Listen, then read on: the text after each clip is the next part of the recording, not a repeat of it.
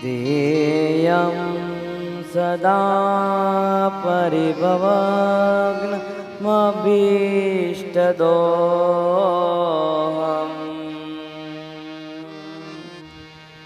तीर्थास्पदं शिवविरञ्चिनुतं शरण्यम् हृत्यार्तिहं प्रणतपालभवाब्धिपोतम् वन्दे महापुरुषते चरणारविन्दम्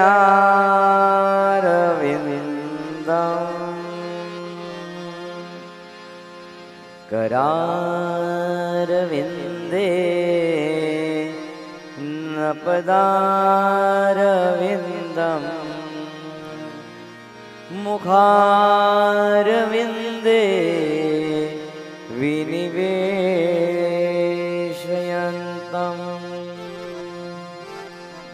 वटस्य पत्रस्य कूटे शयानम्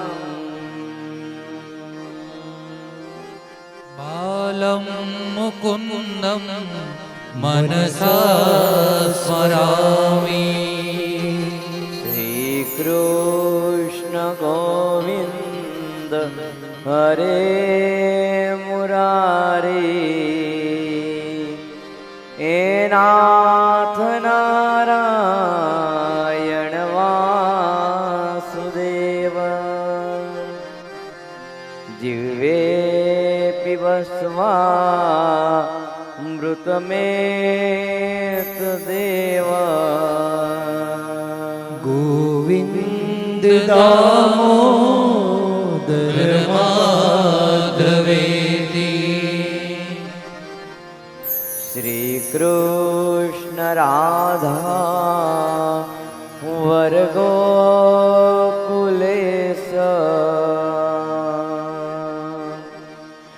गोपाल गोवर्धननाथ विष्णु जिह्वे पिबस्वा अमृतमेतदेव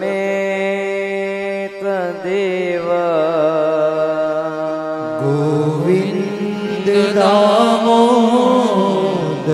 माधवेति गोविन्द दामोदर माधवेति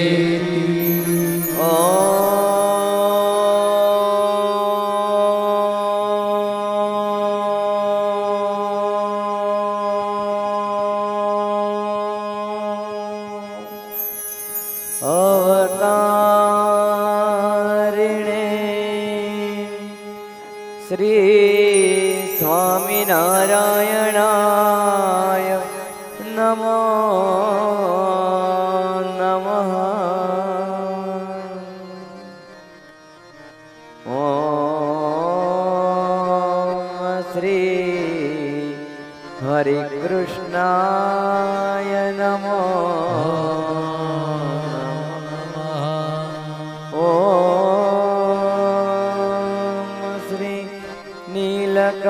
नीलकण्ठाय नमो नमः।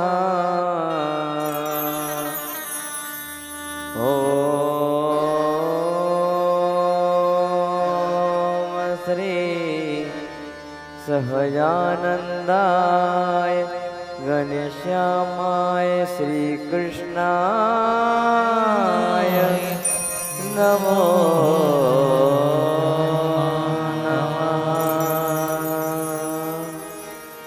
बोलो श्री स्वामीनारायण भगवान की जय। हरि कृष्ण महाराज की जय। श्याम महाराज की जय। सहजानंद स्वामी महाराज की जय। लक्ष्मी नारायण देव की जय। गोपीनाथ जी महाराज की जय। श्री रामचंद्र भगवान की जय। કનૈયા લાલ કી જય, વિઘ્ન વિનાયક દેવની જય, કષ્ટભંજન દેવની જય.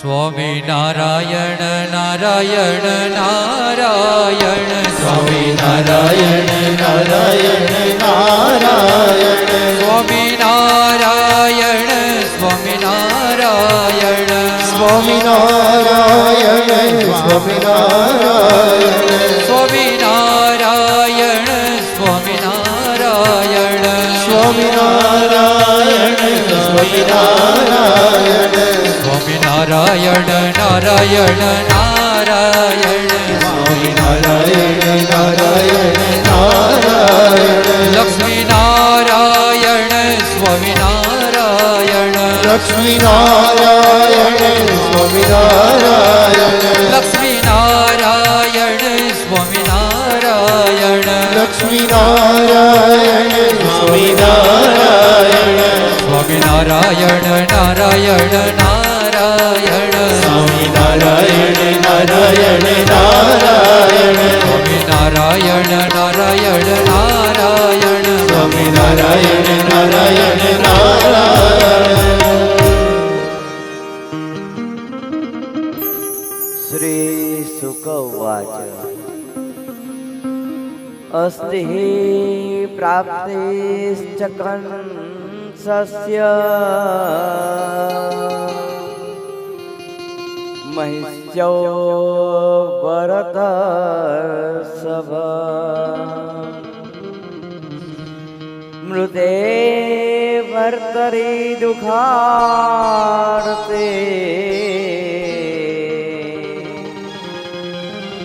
યતો સ્મ પિતુર્ગૃહાન.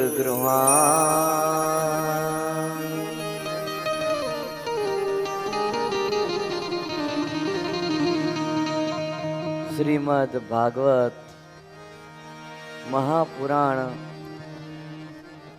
દસમ સ્કંદની કથાની અંદર હવે રાજસ લીલાનો ભક્તજનો પ્રારંભ થાય છે. 50મા અધ્યાયથી રાજસ લીલાનો પ્રારંભ થાય છે. રાજસ લીલા તામસ વૃત્તિના જીવોના નિગ્રહને વાસ્તે પરમાત્માની આ રાજસ લીલા છે. સુખદેવજી કહે છે, રાજન, કંસની અસ્થિ અને પ્રાપ્તિ બે પત્ની હતી અને પતિના મરણ પછી પિતા પાસે જઈને પતિના વધની વાત કરી, જેથી જરાસંઘ વેરનો બદલો લેવા માટે યાદવો રહિત પૃથ્વી કરવાનો નિશ્ચય કર્યો. 23 અક્ષોહણી સેના તૈયાર કરી છે અને મથુરા ઉપર ચડાઈ કરી છે. ભક્તજનો 50 વર્ષની અવસ્થા એ જીવનનો ઉત્તરાર્ધ ભાગ કહેવામાં આવે છે. જરાસંઘ જરા અને સંઘ, જરા એટલે અવસ્થા કહેવાય. વૃદ્ધાવસ્થા અડધી ઉંમર પહોંચી જાય એટલે કાંઈ નક્કી કહેવાય નહીં. આમ તો વ્યક્તિ કેટલું જીવે છે ને એનું કાંઈ નક્કી નથી. ક્યારે કોણ મરી જાય એ આપણે કહી શકતા નથી, પણ તોય જીવી જાય તો 50ની ઉંમર લગી તો ઘણું થઈ જાય ને પછી ક્યારે મોત આવે એનું કાંઈ કહેવાય એ નહીં. એટલે માનવીના જીવનનો સરવાળો છે ને એ વૃદ્ધાવસ્થા લગી લોકો માંડે છે. એ વૃદ્ધાવસ્થા લગે અમે ખેંચી જઈએ, પણ ભક્તજનો વૃદ્ધાવસ્થા લગી તો કોઈ પોતાનું જીવન ખેંચી શકતું નથી. આ બાજુ ભગવાન 23 ઉપર 23 અક્ષોહણી સેના લઈને યુદ્ધ કરવા માટે આવ્યો. પ્રભુ વિચારે છે કે ને મારવો નથી, જીવતો જવા દઈએ. બળદેવજીને કહે છે યુદ્ધ કરીને જીવતો જવા દઈએ. જો આ જરાસંઘ જીવતો હશે ને તો કેટલાય અધર્મી રાજાઓને સેનાઓને લાવશે ને આપણે એનો નાશ કરી શકશું ને આ પૃથ્વી પર ધર્મનું સ્થાપન કરશું. બલદેવજી કહે છે ભલે ભાઈ. અને ત્યારબાદ ભયંકર તમોલ યુદ્ધ થયું છે. જરાસંઘની હાર થઈ છે, પાછો ભાગ્યો છે. એક વાર નહીં 17 વખત જરાસંઘ કેટલી મોટી મોટી સેનાઓ લઈને આવે, 23 અક્ષોહણીય સેનાઓ લઈને આવે. ભગવાન શ્રી કૃષ્ણ બલરામ ઉપર ચડાઈ કરે, મથુરા ઉપર ભગવાન યુદ્ધની અંદર હરાવે, જીવતો છોડી મૂકે, વિલે મોઢે પાછો જાય. ફરી 18મી વખત તૈયાર થયો. 18મી વખત સેના મોટી તૈયાર કરી છે. આ વખતે નારદજી ના કહેવાથી કાલી યવન 3 કરોડ મલેચ્છ ઊભા કર્યા. 3 કરોડ મલેચ્છ ઊભા કર્યા એટલે મુસ્લિમો. એ મલેચ્છ ઊભા કર્યા અને મથુરા ઉપર ચડાઈ કરી છે. ભગવાન શ્રી કૃષ્ણ અને બલરામજીને ચિંતા થઈ છે કે યાદવો બંને બાજુથી દુઃખી થશે. એક બાજુ જરાસંઘ ચડાઈ કરીને આવે છે ને બીજી બાજુ આ કાલ યવન આવે છે. એટલે ભગવાન રાતોરાત સમુદ્રની અંદર 48 કોષના વિસ્તાર વાળીને 12 યોજન વાળી દ્વારિકાનો પ્રભુએ નિર્માણ કર્યું છે. અને જ્યારે કાલયવન ભગવાનને મારવા માટે આવ્યો ને ત્યારે પ્રભુ ભાગ્યા છે. ગિરનારની અંદર કૃષ્ણ ને બલરામ ચડ્યા છે ને ગિરનારની અંદર મુચકુંદ રાજા સૂતા હતા. ભગવાન લકાઈ ગયા. કાલયવન મારવા માટે આવ્યો ત્યારે જોયું છે કે કનૈયો અહીંયા આવીને સૂતો. કાલયવને જોયું કે કનૈયો અહીંયા આવીને સૂતો લાગે છે એટલે લાત મારી. મુચકુંદ રાજા જાગ્યા. મુચકુંદ રાજા જાગ્યા ને જેવી કાલયવન ઉપર દ્રષ્ટિ પડીને કાલયવન બળીને ભસ્મ થઈ ગયો. અને તેવા સમયે જરાસંઘે જોયું છે કે આ ગિરનાર ઉપર ચડ્યા છે કૃષ્ણ ને બલરામ. ગિરનારની ફરતે કેટલાય બાવળો કાંટાળા નાખ્યા છે ને આખા એ ગિરનારને આગ લગાડવાનો પ્રયત્ન કર્યો. આખો ડુંગરને આજુબાજુ ભયંકર આગ લાગી છે. ત્યારે શ્રી કૃષ્ણ બલરામને કહે છે કે આપણે અહીંથી ઉતરી જાઓ. ઉપરથી નીચે ઠેક મારો ને ઠેઠ ગિરનાર ઉપરથી ભગવાન શ્રી કૃષ્ણ ને બલરામ નીચે કૂદ્યા છે. અને ત્યારે પણ પ્રભુએ જરાસંઘને જીવતો જવા દીધો છે.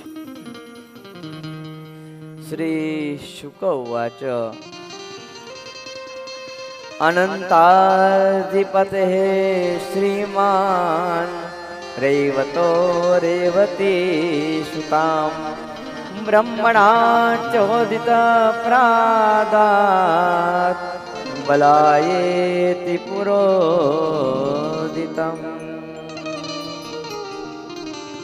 સુખદેવજી કહે છે હે રાજન, આંતરદેશના રાજા એવા શ્રીમાન રેવજીએ પોતાની રેવતીજી નામની કન્યા બ્રહ્માજીને કહેવાથી બલરામજી સાથે પરણાવી છે. ભક્તો શ્રી કૃષ્ણ ને બલરામની અંદર સૌથી પહેલા જો મેરેજ થયા હોય ને તો બલરામજીના થયા હતા. રેવત રાજાની દીકરી રેવતીજી એના જોડે બલરામજીના લગ્ન થયા અને અદ્ભુત સ્વયંવર થયો છે, લગ્ન થયા છે.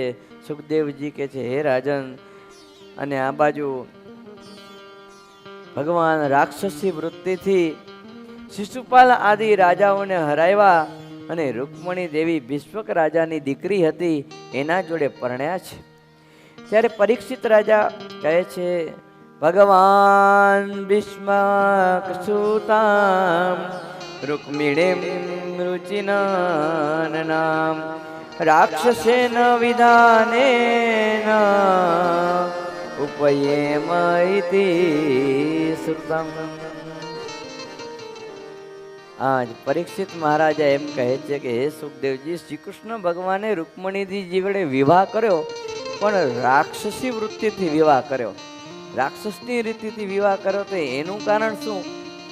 રાક્ષસ રીતિથી શું કરવા વિવાહ કરવો પડ્યો ભગવાન શ્રી કૃષ્ણને? અને ત્યારે સુખદેવજી કહે છે સાંભળો પરીક્ષિત રાજન, વિદર્ભ દેશની અંદર ભીષ્મક રાજા રહેતા હતા અને ભીષ્મક રાજાને 5 દીકરા હતા. રૂકમરથ, રૂકમબાહુ, રૂકમકેશ, રૂકમમાલી અને રૂકમી. 5 દીકરા હતા અને એક દીકરી હતી જેનું નામ રૂકમણી હતું. પાંચે ભાઈઓને પોતાની બેન પ્રત્યે અતિશય હેત અને પ્રેમ છે અને એક જ દીકરી પાંચ દીકરાઓ વચ્ચે છે એટલે ભીષ્મક રાજા ને પણ પોતાની દીકરી ઉપર અતિશય વાલ છે. અમે પિતાને દીકરી બહુ પ્યારી હોય, ભાઈઓને પણ પ્રેમ પ્રત્યે હેત હોય. આ લોકમાં એવો નિયમ છે. જો નારદજી આવ્યા છે, નારદજી આવે ને રૂકમણી દેવીને મળ્યા. ભગવાન શ્રી કૃષ્ણના બહુ ગુણાનુવાદ ગાયા.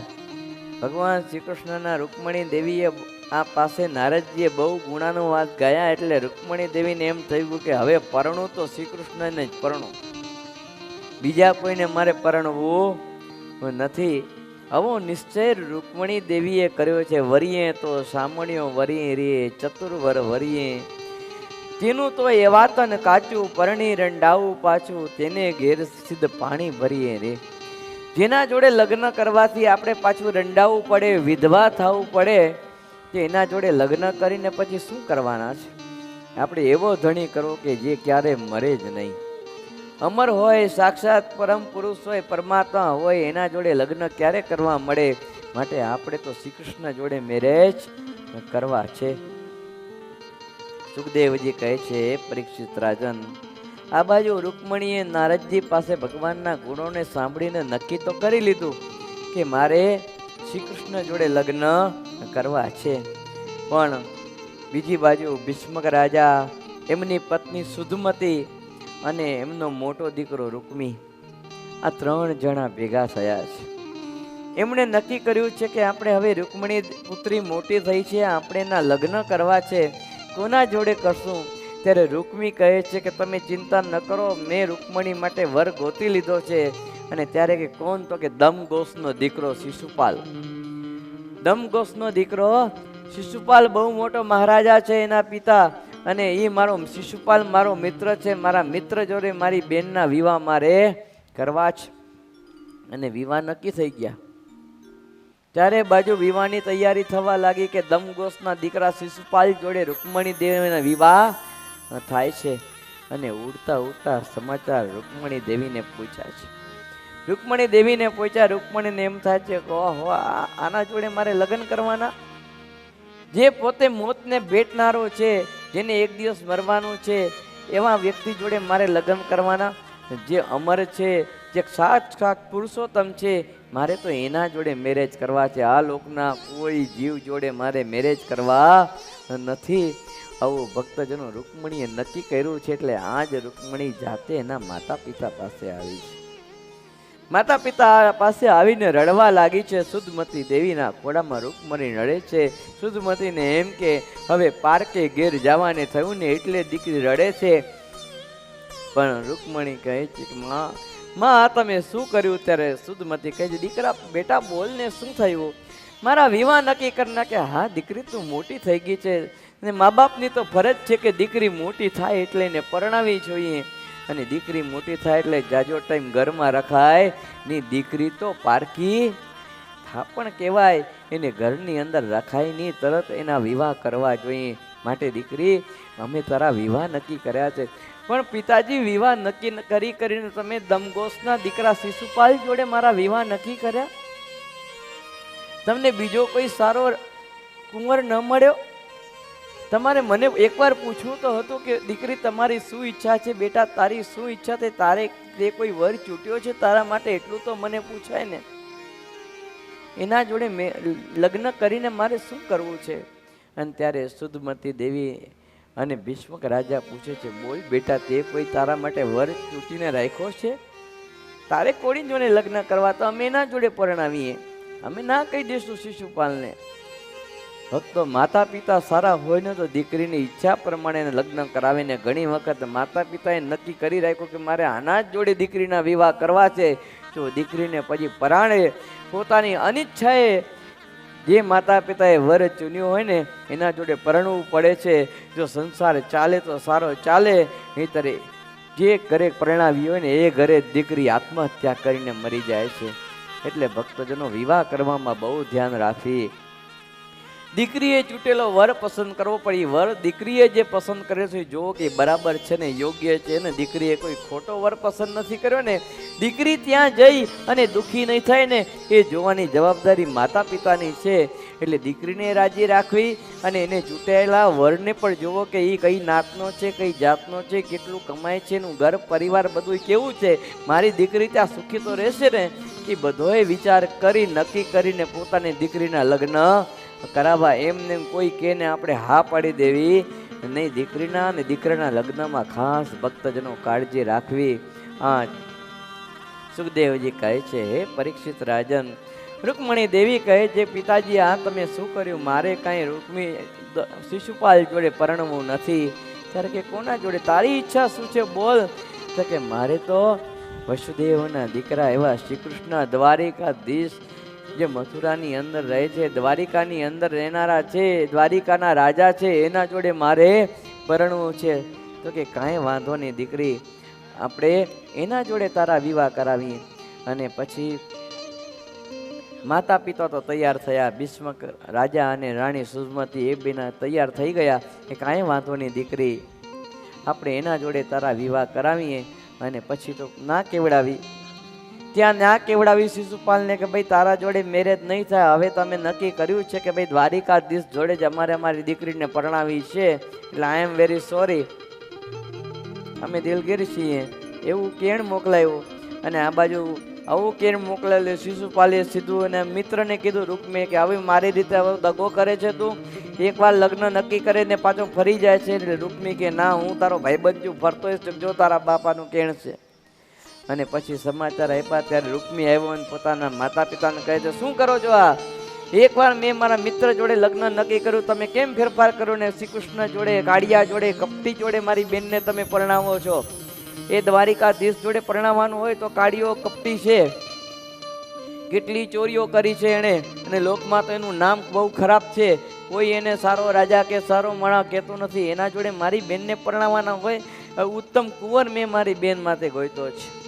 કેટલો શ્રેષ્ઠ વર ગોઈતો, જે શિશુપાલ જેવો વર ક્યાં મળે? અને તમે એવા કાળિયા જોડે મારી બેનને પરણાવો છે. એ લગ્ન તો નહીં જ થાય. લગ્ન જો મારી બેનના થશે તો દમઘોષના દીકરા શિશુપાલ જોડે થશે, બાકી કોઈ જોડે નહીં થાય.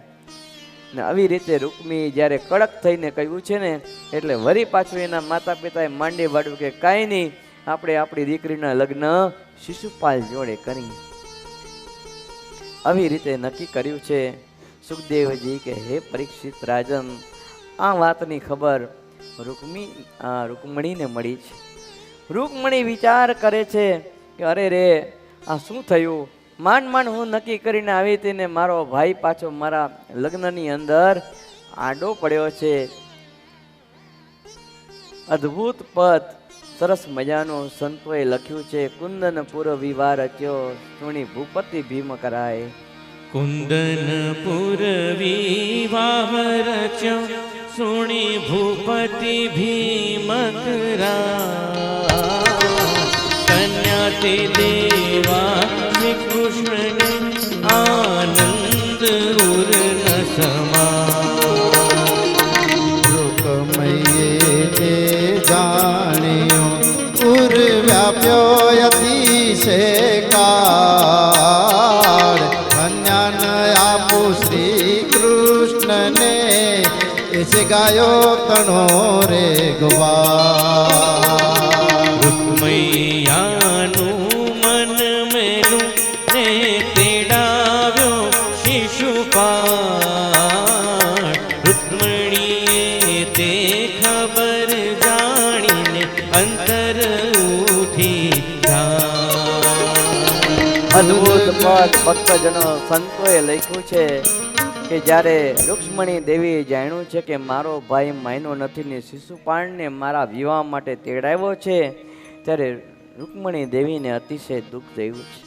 સુખદેવજી કહે છે, હે પરિચિત રાજન, દાસી થકી સમાચાર સાંભળ્યા એટલે રૂક્ષ્મણી દેવીને એમ થાય છે કે અરે રે, મારે તો પુરુષોત્તમ નારાયણ જોડે વરવું છે અને આના જોડે મારે વરવું નથી, તો મારે શું કરવું? અને પછી આજ વિચાર કરે છે કે એક પત્ર લખું, હું એક પત્ર લખું અને એવો એક પત્ર લખું જેથી શ્રી દ્વારિકાધીશને મારા લગ્નના સમાચાર મળે ને મને અહીંથી એ તેડી જાય. પણ દ્વારિકા તો બહુ દૂર છે, દૂર ઘણી દ્વારિકા દુર્ગડી દ્વારા મતી રહ્યો લગ્ન વચે દિને અંતર જામી આવજો રાખજો મારી જે સુખદેવજી કહે છે, પરીક્ષિત આજ મનોમન રૂકમણી દેવી પરમાત્માને પ્રાર્થના કરે છે કે પ્રભુ, મારા અને શિશુપાળના લગ્ન વચ્ચે માત્ર એક જ દિવસ બાકી રહ્યો છે. મારી ટેક તમે રાખજો પ્રભુ. હું પત્ર લખવા તૈયાર થઈ છું. ભક્તો, દુનિયાની અંદર the first love letter of world, Rukmini દેવીનું આખા વર્લ્ડની અંદર પહેલો પ્રેમ પત્ર લખાયો એટલે ત્યારથી આ લવ લેટર લખવાની પરંપરા ચાલુ થઈ. પહેલો લવ લેટર જો લખ્યો હોય ને તો રૂકમણી દેવીએ ભગવાન શ્રી કૃષ્ણ ઉપર લખ્યો, ત્યારથી બધા આ જોઈ ગયા કે લવ લેટર લખવામાં વાંધો નથી, એટલે ત્યારથી બધા લવ લેટર લખવાના ચાલુ થઈ ગયા. જો આ બાજુ પત્ર લખવા માટે પેન હાથમાં લીધી, કાગળ હાથમાં લીધો છે અને પત્ર લખવા તૈયાર થયા છે.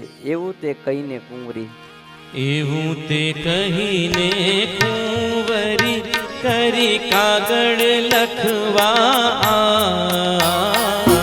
મુક્તાનંદ કહે માનની થઈ જગ થકી રે ઉદાસ. મુક્તાનંદ કહે માનની થઈ જગ થકી રે ઉદાસ. થઈ જગ થકી રે ઉદાસ. મુક્તાનંદ સ્વામી આ બે ખૂબ વર્ણન કરે છે કે આજ રૂકમણી દેવી હાથમાં પેન લે છે, કાગળ લે છે અને પત્ર લખવા તૈયાર થાય છે, પણ શબ્દ મળતા નથી. કેવા શબ્દોથી લખવું? ઘણીવાર ભક્તજનો પત્ર લખવા હોય ને તો વિચાર કરવો પડે કે કેવા શબ્દથી. હવે તો પત્રની સિસ્ટમ જ નીકળી ગઈ છે. હવે કોઈ લેટર લખતા નથી. પહેલાં તો પોસ્ટકાર્ડ ને યુનિયન ને આ બધા લેટર આવતા ને ઇંગ્લેન્ડ ને બધા આવતા, એટલે પોસ્ટ ઓફિસ નાખી દે ડબ્બામાં ને એ કાગળ પહોંચી જતા. હવે એવી કોઈ સિસ્ટમ રહી નથી. હવે તો સીધો વિડીયો કોલ, વોટ્સએપ કોલ એના દ્વારા વાત થઈ જાય, અને કાં તો વોટ્સઅપની અંદર ટાઈપ કરીને મોકલી દે. એટલે કોઈને કાંઈ વાત કરવાની કે સમાચાર આપવાની જરૂર રહે નહીં. કે મારો વોટ્સઅપ જોયો તો કે આવી જાજે મેરેજમાં, પૂરું. વોટ્સઅપ નહોતો જોયો કાંઈ નહીં, મેરેજ થઈ ગયા, સારું છે. આવી પરિસ્થિતિ આજે છે. પણ પહેલાં લોકો પત્ર લખતા. લોકોનો જન્મદિવસ હોય, લગ્ન હોય, કાંઈ પણ ઉત્સવ હોય, મરણ પ્રસંગો હોય કે ગમે કાંઈ થયું હોય ને એકબીજાને પત્ર દ્વારા આપ લે એ થતી. એટલે આ જ રૂકમણી દેવી પત્ર લખવા માટે હાથમાં કાગળ લીધો છે, પેન ઉપાડી છે. પણ જેવા ભગવાન હોય ને જેના માટે આપણે પત્ર લખવો હોય ને એમાં એને એક ગુણે નવાજવા પડે. એટલે અદ્ભુત પત્ર લખ્યો છે. શ્રુત્વા ગુણાન ભુવન સુંદર સુણવતાંતે નિર્વિશ્ય કર્ણ વિવરૈ અરંગતાપમ. શબ્દ જોજો આ રૂકમણીના પત્રની અંદર. શ્રુત્વા ગુણાન ભુવન સુંદર સુણવતાંતે. શ્રુત્વા એટલે સાંભળીને, ગુણાન એટલે ગુણોને. હે ભુવન સુંદર, આપના ગુણોને મેં સાંભળીને આપ પરમાત્મા છો એવું નક્કી કર્યું છે કે આપ ભગવાન છો અને પરણવા જેવા તો આપ એક જ છો, બીજા કોઈ છે નહીં. ભક્તો, ગુણ જોઈને વ્યક્તિ નક્કી થાય, રૂપ જોઈને વ્યક્તિ નક્કી થાય નહીં. અત્યારે આ લોકની અંદર, કળિયુગની અંદર છોકરા છોકરી શું કરે? સામેવાળાનું રૂપ જોવે કે આ કેટલો રૂપવાન છે, કેટલો સુંદર છે. એ રૂપ જોઈને નક્કી કરી નાખે ભાઈ મારી દીકરી નાનો દીકરો બરાબર છે. રૂપ જોઈને ભક્તો ક્યારે વર કન્યાની જોડી ન થાય. પણ સામે દીકરાની અંદર ગુણ કેવા છે, દીકરીની અંદર ગુણ કેવા છે, આ બે વસ્તુ જ્યારે જોઈ લો ને ત્યારે જ વર કન્યાની જોડી નક્કી થાય. એ એમને એમ થાય ની. રૂપ જોઈને જે લગ્ન નક્કી કરે એના દીકરો ને દીકરી બે દુઃખી થાય, અને ગુણ જોઈને જે લગ્ન નક્કી કરે છે ને એના દીકરા ને દીકરી બંને સુખી એ થાય છે. આ રૂકમણી દેવી કહે છે, પ્રભુ આ તમે ગુણોના સાગર છો, આપના ગુણોને સાંભળીને આપ જ એક પરણવા લાયક છો ને એવો મેં વિચાર કર્યો છે. બીજા શ્લોક લખે છે, રૂકમણી દેવી લખે છે કે હું આપને આ લેટર લખું છું, તમે એમ સમજો છો કે આ છોકરી બહુ નિર્લજ છે એને લાજ શરમ વગરની છે, એ મને આ રીતે પત્ર લખે છે પરણવા માટે. તમે એવો વિચાર કરો છો તો સાંભળો. રૂપમ દશાન દસીમતા મખિલાર્થલાભમ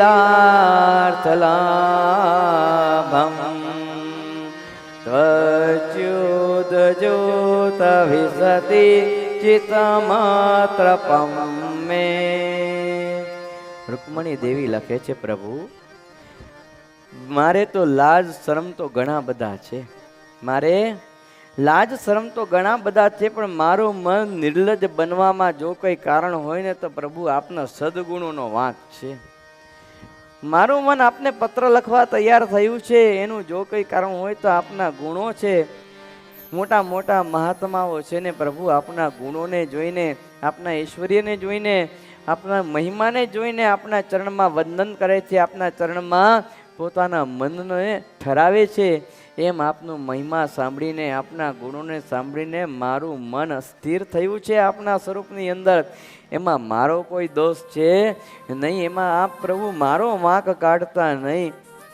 અને આવી રીતે ભક્તો બીજો શ્લોક રૂકમણી દેવીએ લખ્યો છે. ત્યારે સુખદેવજી કહે છે, પરીક્ષિત બીજો શ્લોક આવી રીતે એટલા માટે લખ્યો કે કદાચ ભગવાન શ્રી કૃષ્ણ ખોટા બહાના કાઢીને છટકી જાય તે એના માટે રૂકમણી દેવીએ આ કારણ બતાવ્યું છે. ખોટા બહાના એવા બતાવે કે ભગવાન શ્રી કૃષ્ણ એમ કે હું રૂપે તો કાળો છું અને મારી કાંઈ જે કાંઈ સંપત્તિ છે એ મારી નથી, તો ઉગ્રસેન મહારાજાની છે. અને કોઈ એમ કે કનૈયામાં સુરવીરતા કેટલી છે, તો સાંભળ હું તો કાલ યવન અને જરાસંઘ મને મારવા માટે પાછળ પડ્યા, હું તો એનાથી ભાગી ગયો છું. અને તું એમ કહેતી હોય કે સદગુણ છે, તો મારી અંદર સદગુણ નથી, આખી દુનિયા મને માખણ ચોર કહે છે, એટલે મારામાં સદગુણ છે નહીં. અને તમે એમ કહેતી હો કે કુડવાન છો, તો હું કાંઈ કુડવાન નથી, મારું કોઈ ઠેકાણું છે નહીં. એટલે આવા બાના કનૈયો કાઢે નહીં ને, એટલે પહેલેથી જ રૂકમણી દેવી પત્રમાં ભગવાનને બાંધી લે છે. પછી આગળ લખે છે, ક્વા મુકુંદમતે કુલશીલ રૂપ વિદ્યાવચો દ્રવિણ ધામ બિરાત્મ તુલ્યમ. રૂકમણી દેવીના ભક્તજનો એક એક શબ્દ જે પત્રની અંદર કહ્યા છે અતિશય દુર્લભ શબ્દ છે, હો અતિશય દુર્લભ શબ્દ. રૂકમણી દેવી લખે છે કે હે પ્રભુ,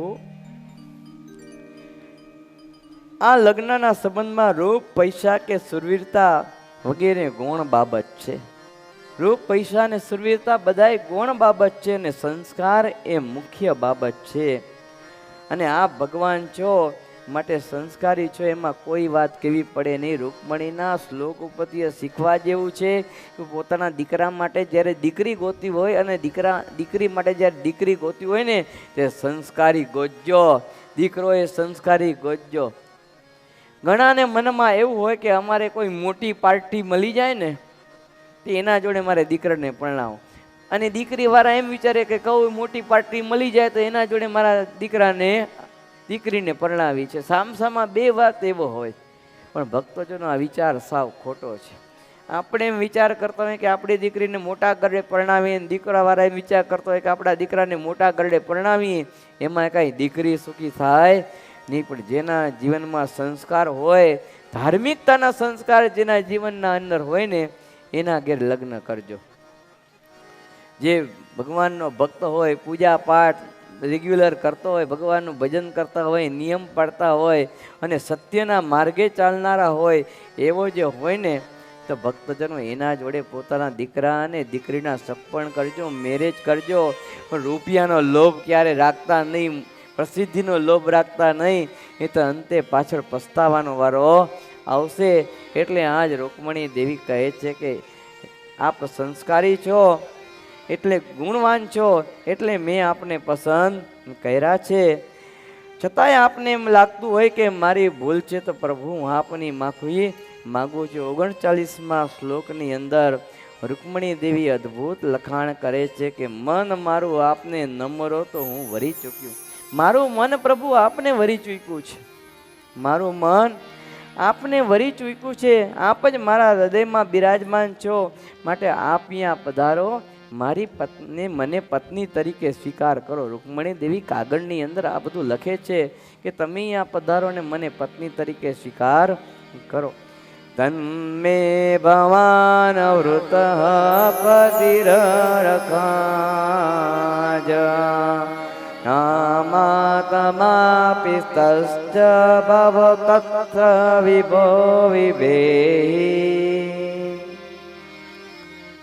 આગળ 40મા શ્લોકની અંદર રૂકમણી દેવી અદ્ભુત લખાણ કરે છે કે શિશુપાલ જોડે પ્રભુ હું સંબંધ બાંધું, એના જોડે લગ્ન કરું તો મને બે બાજુનું નુકસાન થાય. જો શિશુપાલ જોડે હું લગ્ન કરું તો મને બે બાજુનું નુકસાન થાય. એક તો શિશુપાલ અને જરાસંઘ સાથે દુશ્મની, અને દહેજમાં મને કાંઈ મળે એ નહીં. માટે મારે તો કાંઈ દહેજ જોતું નથી. આ તો બધા દહેજ માગે એવા છે ને હું તો કાંઈ દહેજ લાવવાની નથી.